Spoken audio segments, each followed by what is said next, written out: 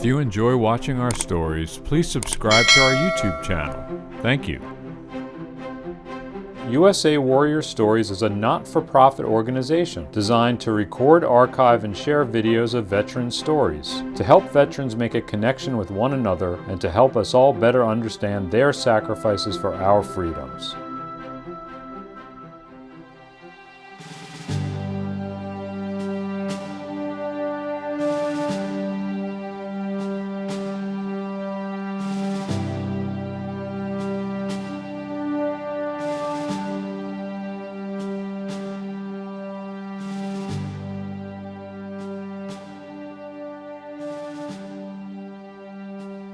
What would you like to know? My name is Floyd N. York. Floyd Niles York. So where were you born, Floyd? In Saratoga County, town of Day, in 1923. January 16th, same day as Martin Luther King. How old are you now? 99 and 9/10.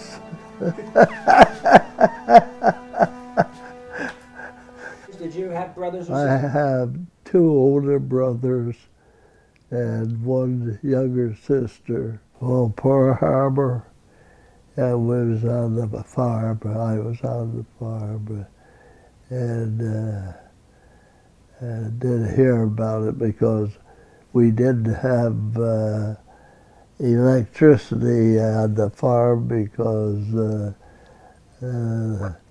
they didn't run a power line through our little valley. Pearl Harbor was a complete surprise to everyone, I think. But it was a tragic affair. Your brothers in World War II? They were drafted into the Army. Luckily, both my brothers came home, but the middle brother went to the Southwest Pacific. He was in some of the invasions. Used to tell the Japs would never surrender. They'd come out with their hands up, and all of a sudden they'd have a grenade, yeah. So I decided I'd go where I could have a bed at night and a meal. Saw an ad, a Western magazine, a little tiny ad, about an inch high, a wartime job with a peacetime future. Join the United States Marine Corps Academy. And so I filled it out, sent it in. I got the applications to fill out, and I mailed it back, and eventually heard that they were interested in to come to New York for a physical. So I went to New York City, had the physical, and eventually I got a notice to come to Great Neck, where the Merchant Marine Academy was. They had a bus to pick us up to the academy at Kings Point. I was there, what, three months, and then I went to sea, and we were up in the Firth of Forth in Scotland, waiting for the Battle of the Bulge to get over. 30 days, then we went into Antwerp with armament for the Army, because the Battle of the Bulge finally had reached a point where we could safely go into Antwerp. And we had discharged our cargo and went back to the States for stay at the academy and graduated in 1944. And then we sailed to places like Palermo, Sicily. Well, the Battle of the Straits, for the Straits of Messina, was going on 50 miles away. But we went into Palermo with a load of high-test gasoline and drums with a 13-ship convoy that went through the Mediterranean.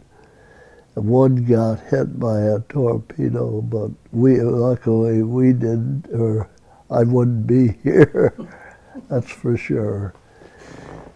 What type of ships were you sailing on typically? Liberty or Victory ships? I sailed on just one type.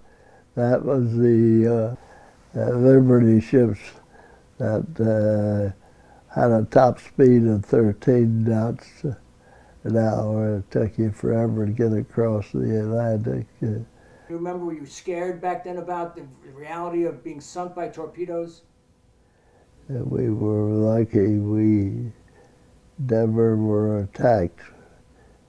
But you knew they were out there. You knew that they were, any minute you could be hit, right? Oh yeah, you could hear the depth charges going off as the ships rolled a depth charge off if they suspected a submarine in their area. We carried everything from locomotives to gasoline.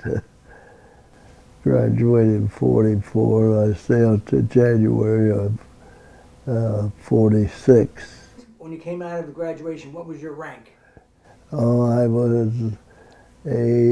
had elevated to second engineer, and I was about to apply for my first engineer's license when decided there's no jobs available because the shipping had died pretty much completely. There was no war shipping to be done, so there was a surplus of ships, a surplus of sailors and officers. You know that Merchant Marine of World War II didn't get benefits as veterans right away. So they didn't get the GI Bill, they didn't get any benefits after World War II. I think it was crazy. Yeah, it was absolutely a big mistake, but Congress said we won't give those guys anything, and they didn't until I think it's 1987 or something like that. Ronald Reagan. And they finally woke up and realized that many of the old merchant Marines had served the country as well as anyone, because without it, wood possibly, they needed the supplies.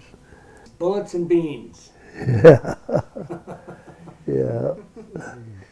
I've never heard that there was a Medal of Honor for the Merchant Marine. There's a motion in Congress to do it.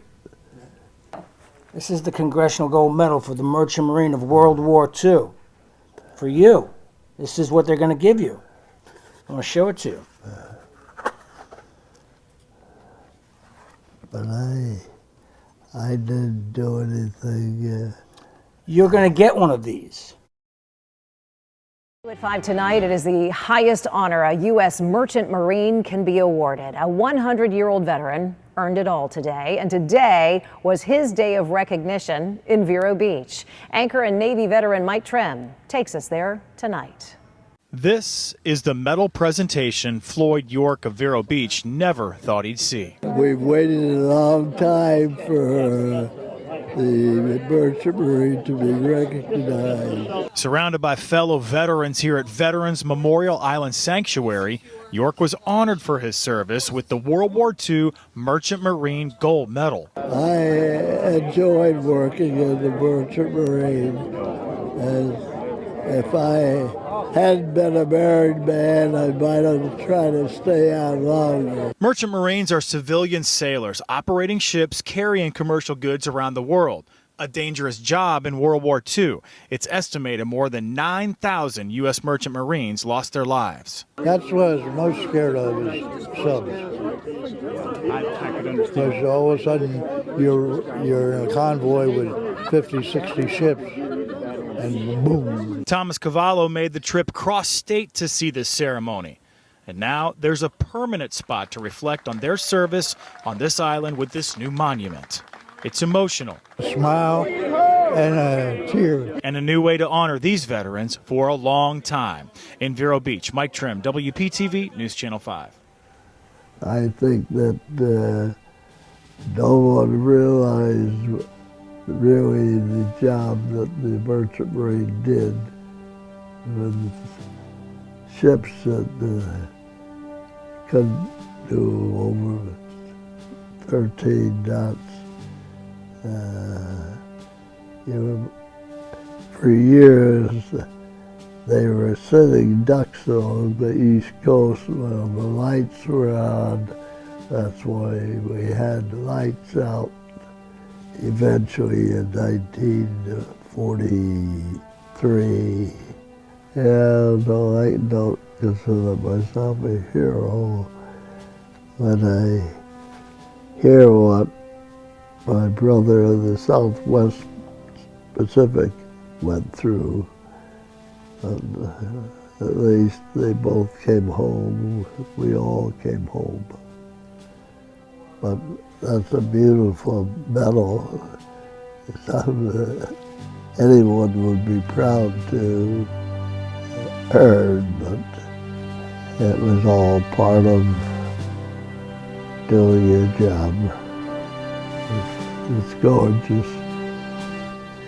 Job well done, sir. Job well done.